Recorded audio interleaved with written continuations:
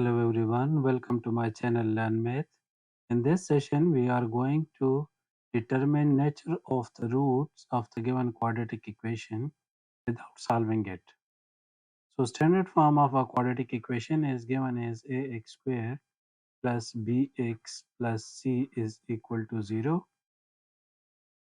Comparing the given equation with standard form, we can write that a is equal to 3,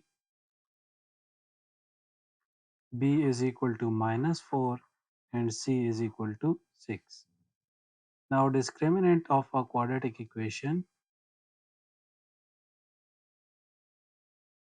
is given as b square minus 4ac.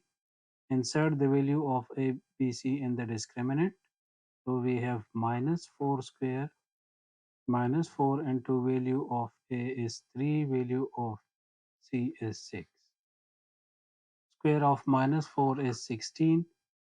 4 multiplied with 3, 12 multiplied with 6, 72. 16 minus 72 is minus 56. As discriminant is less than 0, so roots of the quadratic equation are complex and unequal. Hopefully this is easy to understand.